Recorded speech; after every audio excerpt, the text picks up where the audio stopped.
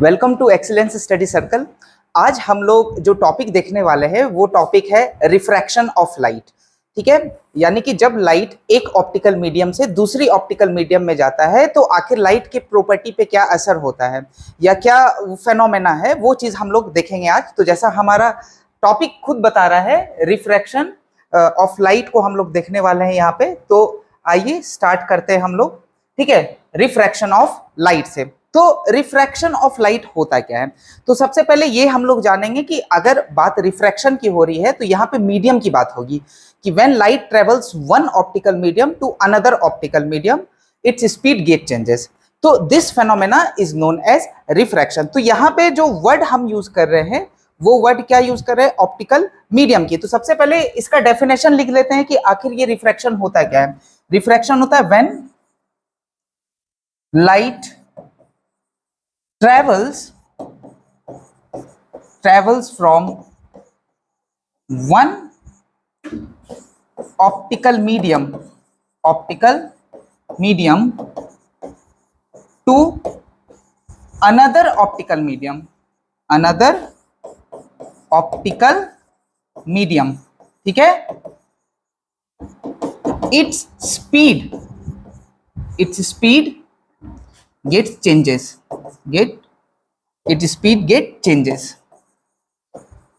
This phenomena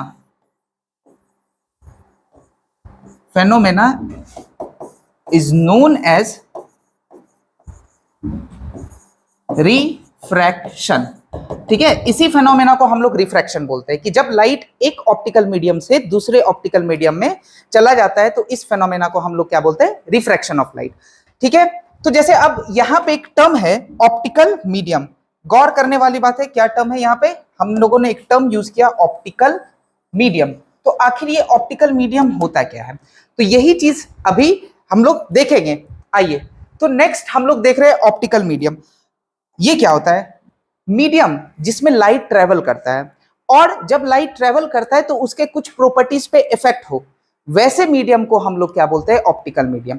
कहने का मतलब है लाइट जो है उसके प्रॉपर्टी को जो असर करे जो मीडियम, उसी मीडियम को हम लोग बोलते हैं ऑप्टिकल। अब क्या प्रॉपर्टी में कहने का मतलब क्या है कि हम लोग जान रहे हैं कि लाइट एक तरह का इलेक्ट्रोमैग्नेटिक वेव है। तो अगर लाइट के वेवलेंथ पे कुछ असर हो गया, उसके स्पीड पे कुछ असर हो गया, किसी एक मीडियम से जब लाइट दूसरे मीडियम में ट्रेवल कर रहा है तो उसी मीडियम को हम लोग क्या बोलते हैं? Optical medium. तो ऑप्टिकल मीडियम सिंपल अगर वर्ड में हम लोग यूज करके बताएं तो ऑप्टिकल मीडियम का मतलब होता है medium in which some property of light gets affected. ठीक है, मीडियम in which properties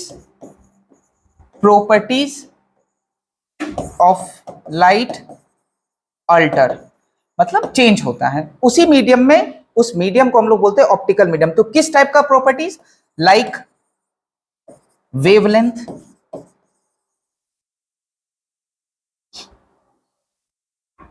हाँ, like wavelength of light, wavelength,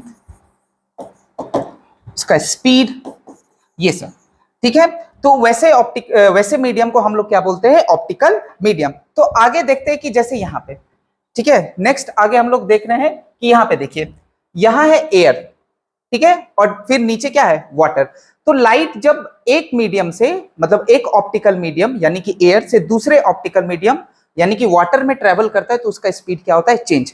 इसी फेनोमेना को हम लोग क्या बोलते हैं? रिफ्रैक्शन। अब देखिए, जैसे फॉर एग्जांपल अगर हम लाइट को परपेंडिकुलरली, मतलब हाँ, यहां पे ध्यान दीजिए, अगर एक रे ऑफ लाइट आया along perpendicular to the surface तो वो विदाउट डेविएशन ये डायरेक्टली पास कर जा रहा है। यहां पे क्या हो जा रहा है? This is c, speed of light in air, और दिस इज, अब एक मीडियम से दूसरे मीडियम में आ गया तो उसका स्पीड चेंज हो गया, वाटर में आ गया, this is v, speed of light in water. तो ये बात है। ठीक है, इसी फेनोमेना को हम लोग क्या बोलेंगे? रिफ्रैक्शन। अब यहां पे ध्यान देते हैं कि अगर सपोज कि लाइट जो है वो किसी एंगल पे इंसिडेंस हुआ, सपोज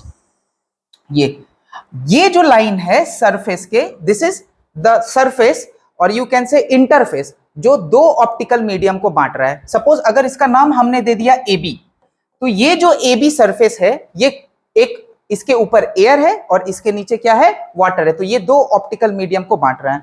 अगर लाइट, और ये जो लाइन है, this is what we called normal, इसको हम लोगों ने क्या बोला, नॉर्मल। और एक रे ऑफ लाइट इंसिडेंट हुआ है, ठीक है, और ये जो है नॉर्मल से कितना कुछ एंगल बना रहा है, suppose this angle be angle of incidence आई।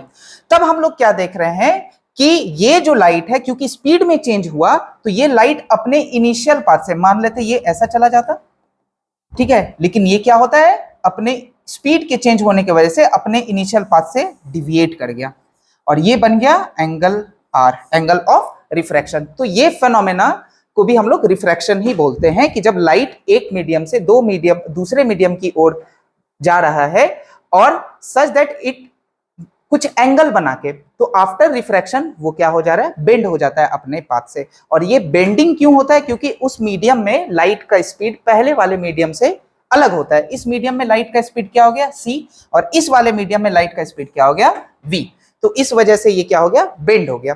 तो आगे हम लोग चलते हैं, कुछ लॉस जानते हैं। तो आखिर ये ऐसा हो रहा है, अगर हम सपोज कि कुछ और एंगल, सपोज हम कुछ और एंगल ऑफ इंसिडेंस पे लाइट को स्ट्राइक करा रहे हैं, सपोज ये रहा मेरा, ये एंगल हुआ, तो रिफ्रैक्शन क्या होगा, वो तो ये एंगल आर। तो आखिर इन दोनों में क्या पैटर्न है, कि आई में आर में क्या रिलेशन है, तो ये जो रिलेशन है ये हम लोग जानते हैं बाय लॉज ऑफ रिफ्रैक्शन। तो लॉज ऑफ रिफ्रैक्शन क्या कहता है, तो आइए हम लोग देखते हैं। तो सबसे पहले लॉज ऑफ रिफ्रैक्शन में हम लोग देखेंगे फर्स्ट लॉ ऑफ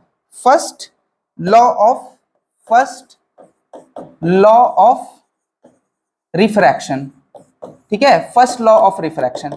अब इसको जानने के लिए हम कुछ टर्म जानेंगे। तो जो टर्म है, सबसे पहला ये देखिए, ये हमारा एक सरफेस है, इस सरफेस का हम लोग लेट अस कंसीडर कुछ नेम दे देते हैं, ए, बी, सी और डी। ये जो सरफेस है, ये सरफेस दो मीडियम को बांट रहा है। ऊपर सपोज ये हो गया मीडियम 1, ठीक है, मीडियम 1, और नीचे क्या हो गया, ये हो गया मीडियम 2। हाँ, तो अब ये जो सरफेस है ABCD, ये ऊपर वाले मीडियम और नीचे वाले मीडियम को बांट दे रहा है। अब एक ये जो हम लोग देख रहे हैं, इस सरफेस से जो परपेंडिकुलर है, ये line perpendicular, this is what we called normal, ठीक है, ABCD की ये परपेंडिकुलर है। अब क्या करा रहे हैं, एक रे ऑफ लाइट को हम लोगों ने इंसिडेंट करा, एक रे ऑफ लाइट यहां पे इंसिडेंट हुआ, ठीक, this ray of light is known as incident ray. इसको हम लोग क्या बोलते हैं, इंसिडेंट रे, ठीक है। तो ये इंसिडेंट रे इस नॉर्मल से कुछ एंगल बनाया, इसको हम लोग बोल देते हैं एंगल ऑफ इंसिडेंस, आई। तो एंगल ऑफ इंसिडेंस क्या है, it is the angle made by incident ray with the normal, ये हमारा क्या है, नॉर्मल है, ठीक है, is known as angle of incidence. अब देखिए, ये एक मीडियम से लाइट इंसिडेंट हुआ, अब यहां पे देखिए दूसरे मीडियम में लाइट रिफ्रैक्ट हो गया, this is known as angle of, sorry, this is refracted ray, और ये जो नॉर्मल से रिफ्रैक्टेड रे एंगल बनाया, this is known as angle of refraction, ठीक है।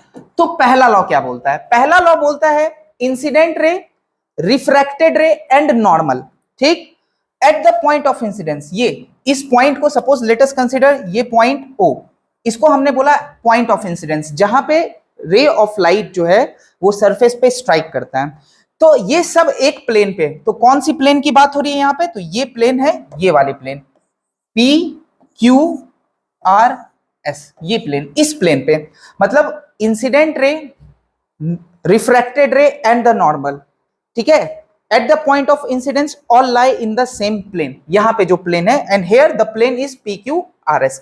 तो चलिए, तो हम लोग सबसे पहले फर्स्ट लॉ को लिख लेते हैं। तो फर्स्ट लॉ हमारा क्या बोलता है, फर्स्ट लॉ स्टेट है दैट इंसिडेंट रे,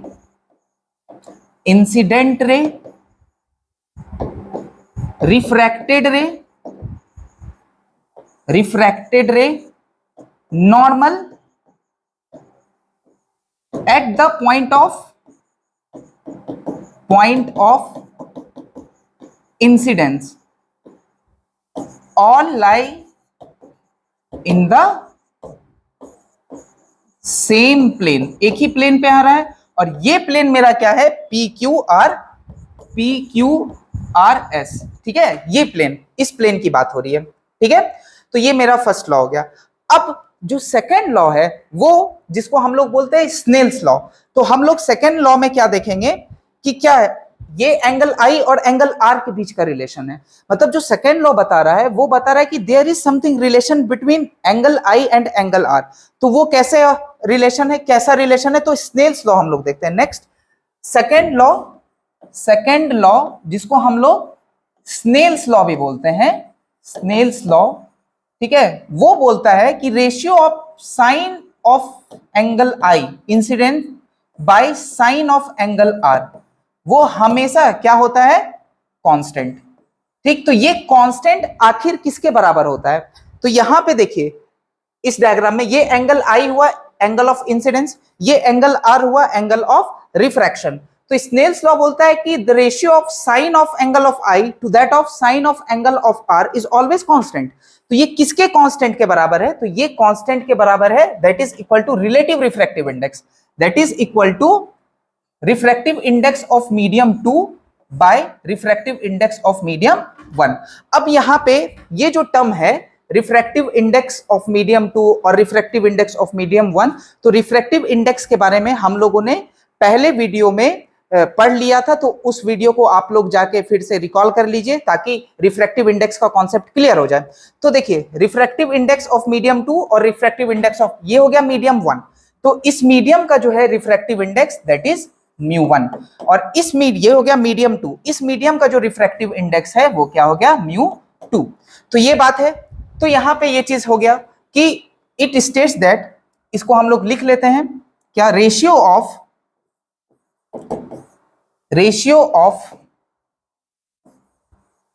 sign of angle of incident, sine of angle of incident, angle of incident to that of sine of angle of refraction is always, ठीक है, ठीक है, constant and equal to, constant and which is equal to relative refractive index, relative refractive index RI for relative refractive index. तो यहां पे हम लोग क्या देख रहे हैं, सपोज, तो हम लोग यहां पे देख रहे हैं कि मान लेते हैं एक मीडियम है, सपोज ये हो गया मीडियम 1, इसको हम लोगों ने मान लिया मीडियम 1, और इसको हम लोगों ने मान लिया मीडियम 2। अब एक रे ऑफ लाइट आया, इंसिडेंट किया, और ये क्या हो गया, रिफ्रैक्ट हो गया अपने पाथ से, मतलब डिविएट हो गया, ये हो गया एंगल R, ये हो गया एंगल I, ठीक है। तो यहां पे हो गया μ1 और ये क्या हो गया, इसका रिफ्रैक्टिव इंडेक्स μ2। तो हम लोगों ने अभी स्नेल्स लॉ को देखा, तो ये क्या देखा, sine I by sine R that is equal to कितने के बराबर हो गया, μ2 बाय μ1, यानी that is ratio of the refractive index of medium 2 to that of medium 1, ठीक है। इसको हम लोग ऐसे भी लिख सकते हैं, refractive index of medium 2 with respect to medium 1। अब इसको अलग तरीके से भी लिख सकते हैं हम लोग, और वो तरीका क्या है, μ1 into sine I is equal to μ2 into sine R, ये भी हम लोग लिख सकते हैं। अब इस इक्वेशन का क्या मतलब है, इस इक्वेशन का मतलब हुआ कि ये जो इक्वेशन है इसका क्या मतलब है, इसका मतलब ये हुआ कि product of refractive index to the angle, ठीक है, to the sine of the angle made by the normal is always constant. इसका मतलब हो गया that is product of RI refractive index and the sine of the angle made by the ray in that medium with the normal is always constant, ये हमेशा constant होगा। कहने का मतलब ये है, देखिए इस चीज को समझना कैसे है। मान लेते हैं ये मीडियम है, इसका रिफ्रैक्टिव इंडेक्स कितना है μ1। अब ये रे जो है इस मीडियम में कितना एंगल बनाया I, तो μ1 into sine of this angle I is equal to, अब इस मीडियम में देखिए नॉर्मल से ये रे कितना एंगल बनाया R, और इसका रिफ्रैक्टिव इंडेक्स कितना μ2 and equal to μ2 into sine R। इसका ये मतलब हो गया। तो ये for a pair of media ये डिफाइंड होता है। इसको चलिए और अच्छे से एग्जांपल से समझते हैं। मान लेते हैं हमारे पास अलग अलग मीडियम है, सपोज ये 3 मीडियम है।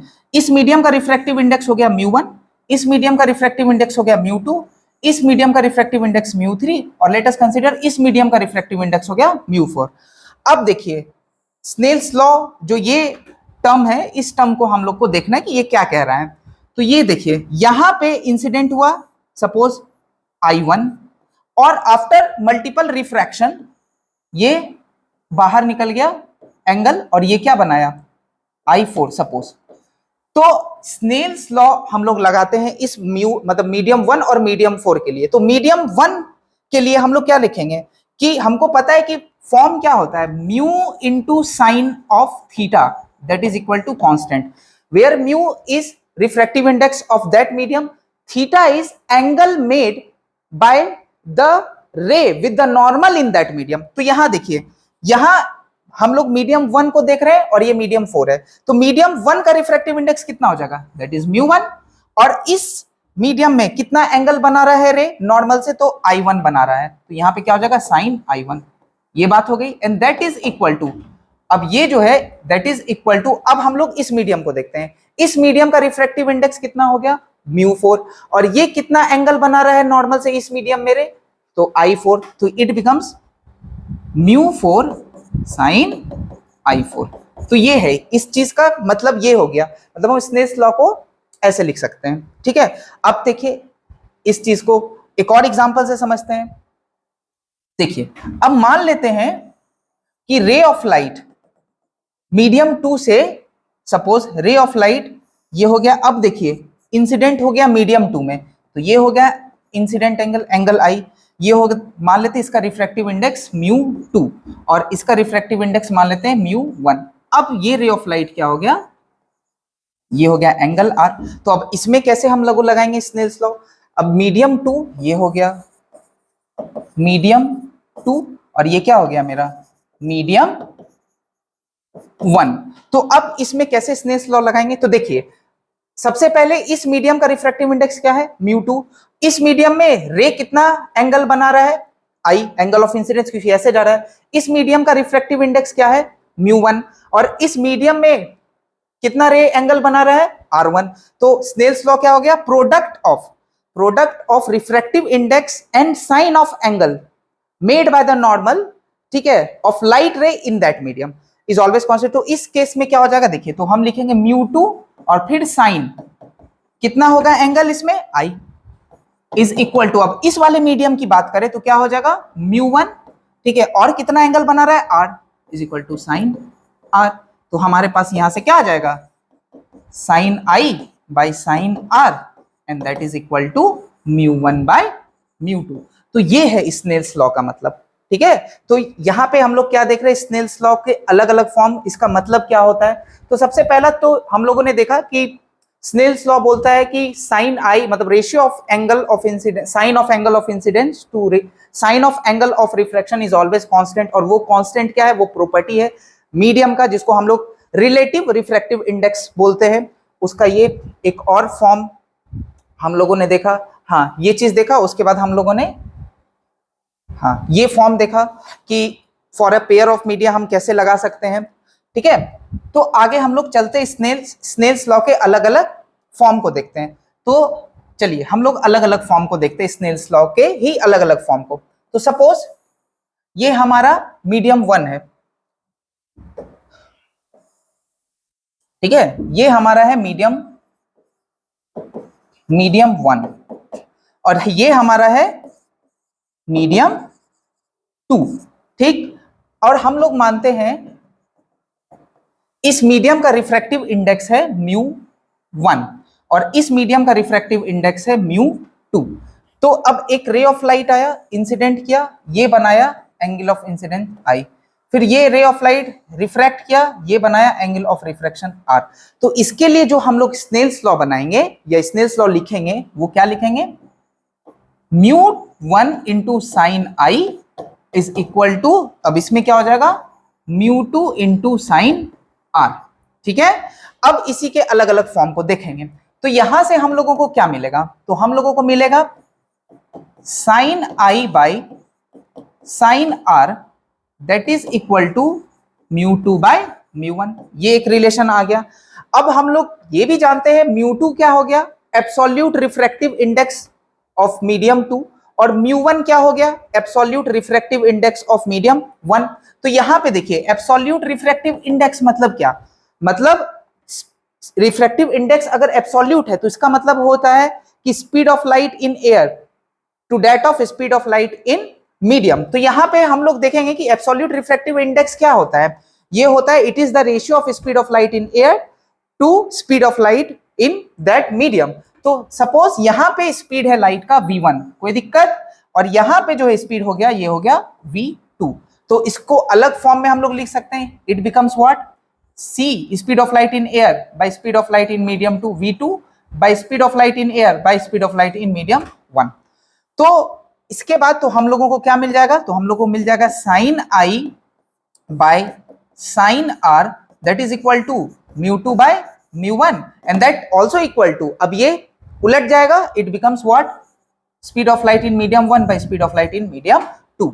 और ये सब चीजें हम लोग पहले कवर कर चुके हैं हमारे रिफ्रैक्टिव इंडेक्स वाले वीडियो में, तो वहां जाके आप ये सब देख सकते हैं।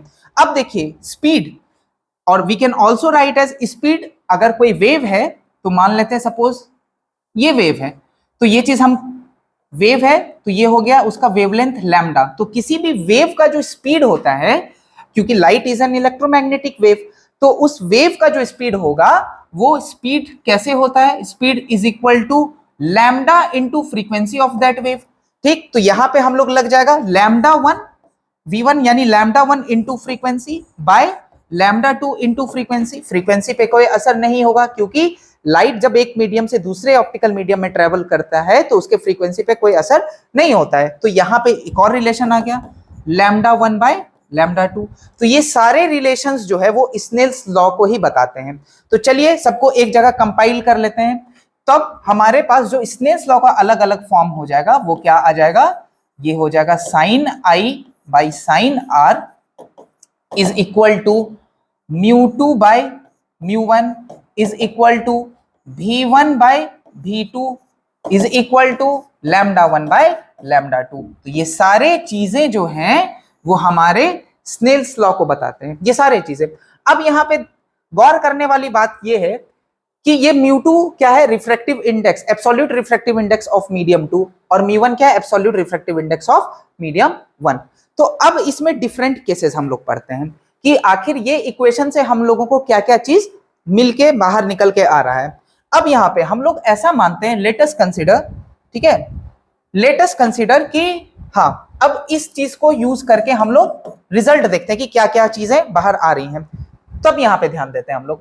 देखिए हम लोग ऐसा मान ले रहे हैं कि ये है हमारा रिफ्रैक्टिव इंडेक्स है 1 μ1, रिफ्रैक्टिव इंडेक्स μ1, और ये हमारा रिफ्रैक्टिव इंडेक्स है इस मीडियम का μ2। Let us consider μ1 is less than μ2। इसका मतलब ये हुआ, ठीक है, केसेस, डिफरेंट केसेस। तो यहां पे हम लोग देख लेते हैं अब डिफरेंट केसेस। तो डिफरेंट केसेस में पहला केस क्या है कि रिफ्रैक्टिव इंडेक्स ऑफ मीडियम 1 का हम लोग कम मान रहे हैं विद रिस्पेक्ट टू मीडियम 2। तब क्या होता है, तब देखिए हम लोगों को पता है, then sine I by sine R, इसका मतलब क्या हो गया, दैट इज हम लोग को पता है that is equal to μ2 bye μ1। अब यहां पे ध्यान दीजिए, इस केस में अब मान लेते हैं ये सरफेस है और ये क्या है, हमारा नॉर्मल है, ठीक है।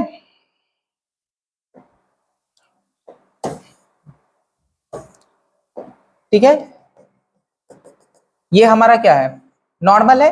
अब यहां पे हम लोग क्या देखते हैं, हम लोग यहां पे देख रहे हैं कि अगर μ2 इज ग्रेटर देन μ1, इसका मतलब है μ2 कौन सा मीडियम हो जाएगा, डेंसर, ऑप्टिकली डेंसर मीडियम, और μ1 कौन सा मीडियम हो जाएगा, ऑप्टिकली रेयरर मीडियम। तो इसका मतलब ये हो गया कि अगर ये केस है कि μ1 is less than μ2 and light travels from medium 1 to medium 2, तो इसका मतलब है लाइट रेयरर मीडियम से कहां जा रहा है, डेंसर मीडियम में। तो इस केस में हम लोग क्या देखते हैं, इसका मतलब है कि when light travels from rarer medium to, इसको अभी हटा ले रहे हैं इस चीज को, रेयरर मीडियम, हाँ, मीडियम टू डेंसर मीडियम, ठीक है, डेंसर मीडियम।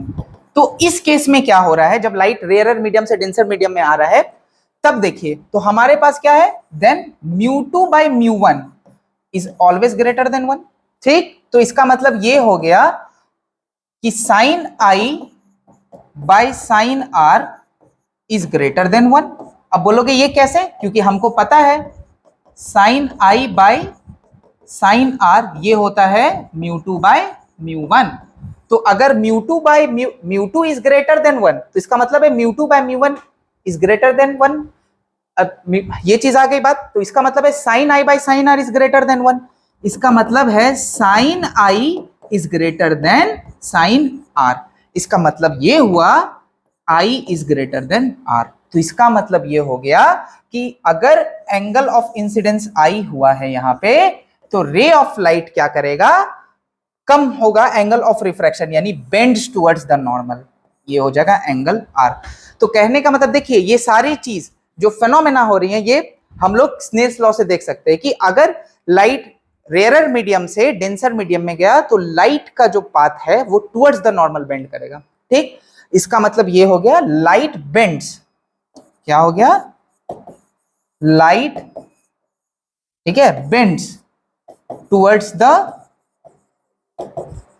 द नॉर्मल, ठीक है, light bends towards the normal after refraction, ठीक है, रिफ्रैक्शन के बाद जो है light towards the normal bend करेगा। अब केस टू हम लोग देखते हैं, केस 2 क्या होगा, केस 2, ठीक है, case 2 when light travels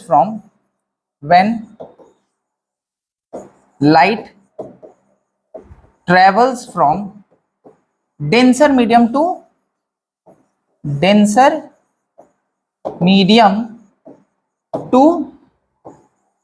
rarer medium. तो हम लोग क्या देखते हैं, देखिए डेंसर, तो यहां पे हम लोग मान लेते हैं कि μ1 इज ग्रेटर देन μ2, तो लाइट μ1 से μ2 में आ रही है, मतलब ये रिफ्रैक्टिव इंडेक्स इस मीडियम का मान लेता है μ1 और इस मीडियम का हम लोग लेट अस कंसीडर μ2। तो इस केस में अब क्या देख रहे हैं, तो हमारे पास तो लॉ यही बनेंगे, तो हमारे पास लॉ क्या है, sine I by sine R, ठीक है, and that is equal to, that is, हाँ, sine I by sine R and that is equal to कितना, μ2 बाई μ1, ठीक। लेकिन यहां पे क्या दे रहा है, μ1 इज ग्रेटर देन μ2, तो इसका मतलब ये हो गया कि μ2 बाई μ1 इज लेस देन 1, ठीक है। तब इसका मतलब हो गया this ratio is less than 1, इसका मतलब हो गया sine I by sine R is less than 1, इसका मतलब हो गया कि sine I is less than sine R, तो इसका क्या मतलब हो गया, I is less than R। तो कहने का मतलब है कि इस केस में क्या होगा, जब लाइट, ये हो गया एंगल I, तो एंगल R तो ज्यादा बड़ा हो गया, ये दिस बिकम्स एंगल R, यानी लाइट क्या होगा, after refraction light bends away from the normal, ठीक है। तो मतलब when light travels from denser medium to rarer medium after refraction, क्या हो गया, इट, इसका मतलब क्या होगा, after refraction it bends away from the normal, ठीक है, it bends away from the normal, तो नॉर्मल से दूर वो जाएगा। तो ये सब जो है ये लॉज है, ये रिलेटेड लॉज है किसके, रिफ्रैक्शन के। तो हम लोग देख ले रहे हैं, एक बार फिर से रिकॉल कर ले रहे हैं कि क्या क्या लॉज हैं। तो पहला लॉ है जो है हमारा, हाँ पहला लॉ है कि जब कोई एक रे ऑफ लाइट इंसिडेंट हो रहा है और वो दूसरे मीडियम में जा रहा है, तो इंसिडेंट रे, नॉर्मल और रिफ्रैक्टेड रे ये सारे एक प्लेन में होंगे। और यहां पे प्लेन कौन सा है? PQRS, इस प्लेन की बात हो रही है। दूसरा कि there is some relation between I and R, मतलब angle of incidence and angle of refraction, और ये रिलेशन कहीं ना कहीं इन दोनों मीडियम के कुछ ऑप्टिकल प्रॉपर्टी पे डिपेंड करते हैं। तो दूसरा लॉ क्या बोलता है? तो दूसरा लॉ बोलता है कि ratio of sine of angle of incidence to sine of angle of refraction is always constant. तो ये कांस्टेंट किस चीज का है? Constant of the medium, that is refractive index of second medium, ratio of refractive index of second medium to that of first medium. तो ये चीज है। तो ये दो लॉ है और इसका इंटरप्रिटेशन कि आखिर ये क्या बता रहा है, ये लॉ, इसका इंटरप्रिटेशन कि इसको हम अगर ऑर्गेनाइज तरीके से करें तो क्या लिख सकते हैं इसको? μ1 into sine I equal to μ2 into sine R. तो ये बातें हैं। तो उसके बाद हम लोग पेयर ऑफ मीडियम के लिए ये लगाए कि for two pair of media हम कैसे स्नेल्स लॉ लिख सकते हैं। फिर उसी में हम लोग देखें कि स्नेल्स लॉ, हाँ, का अलग अलग फॉर्म क्या है। स्नेल्स लॉ का अलग अलग form μ2 bye μ1, v1 by v2, और ये स्पीड जो है वो वेवलेंथ से रिलेटेड है। तो ये हो जाएगा वेवलेंथ इनटू फ्रीक्वेंसी, और यानी कि वेवलेंथ। तो यहाँ पे ये हो गया, ये सारा रिलेशन स्नेल्स लॉ को बताता है। तो क्या हो जाएगा? Sine I by sine R, μ2 bye μ1, v1 by v2 और λ1 बाय λ2। तो ये सारी बातें जो है ये हम लोग देखें लॉज ऑफ रिफ्रैक्शन से। तो ये जो चीज था ये था लॉज ऑफ रिफ्रैक्शन। अब अगले वीडियो में हम लोग देखेंगे कि लॉज ऑफ रिफ्रैक्शन का यूज करके कैसे कैसे प्लेन सरफेस से हम लोग रिफ्रैक्शन कराते हैं और क्या क्या डिजायर्ड रिजल्ट मिलता है। Thank you.